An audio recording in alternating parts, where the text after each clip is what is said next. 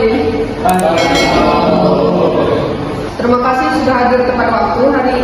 Hari ini saya ingin menekankan beberapa hal penting mengenai prosedur yang harus kita ikuti dalam pengelolaan rekam medis. Disiplin dalam mengikuti standar adalah hal utama yang ingin kita pertahankan. Izin Bu, apa ada pembaruan prosedur yang kita ketahui? Tidak ada pembaruan besar untuk prosedur saat ini. Namun saya ingin mengingatkan bahwa setiap pengisian data rekam medis harus sesuai dengan format yang telah ditentukan. Jika ada kesalahan dalam pengisian atau kemudian, kita akan menindaklanjuti sesuai dengan prosedur perbaikan yang sudah ada. Izin Bu, bagaimana prosedur pengasihan Bu? Apakah ada yang perlu diperhatikan? Pengasihan harus dilakukan dengan sangat teliti. Rekam medis harus disimpan sesuai dengan kategori yang telah ditetapkan, baik secara fisik maupun digital. Jangan ada satu dokumen pun yang disimpan tanpa mengikuti urutan yang benar. Ingat, aturan ini ada untuk mencegah kesalahan yang dapat berisiko. Izin Bu, jika ada pasien yang memerlukan akses cepat ke rekam medis, bagaimana prosedurnya Bu? Untuk akses yang mendesak, kita tetap mengikuti prosedur standar permintaan akses rekam medis. Setiap permintaan harus melalui otorisasi yang sah, dan rekam medis hanya dapat diakses oleh pihak yang berwenang. Jangan pernah memberi akses tanpa prosedur yang jelas. Ini untuk menjaga kerahasiaan dan integrasi data. Bagaimana jika ada masalah transfer digital? Apakah kita harus menghubungi teknis?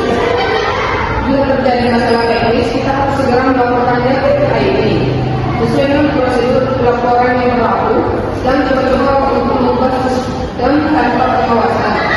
Karena itu bisa berisiko lebih besar. Setiap langkah harus tercatat dan jelas dan pengawasan harus selalu ada.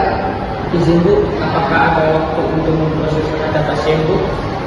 Ya, setiap rekam medis pasien harus diproses dan dilakukan dalam waktu 24 jam setelah diterima. Hal ini untuk memastikan bahwa tidak ada data yang tertunda atau terlapor dalam sistem. Saya harap kita semua bisa memastikan hal ini. Jadi jika ada keterlambatan, bagaimana harus kita menangani? Jika ada keterlambatan, itu harus dilaporkan secara tertulis dan ditindaklanjuti dengan prosedur perbaikan. Tidak ada pengecualian dalam hal ini. Semua keterlambatan harus dicatat dengan baik dan dianalisa agar kita bisa mencegah di masa depan. Tentu Bu, kami akan memastikan setiap langkah dilaksanakan sesuai prosedur yang berlaku. Bagus. Terus ingatkan diri kita untuk selalu mengikuti aturan yang ada.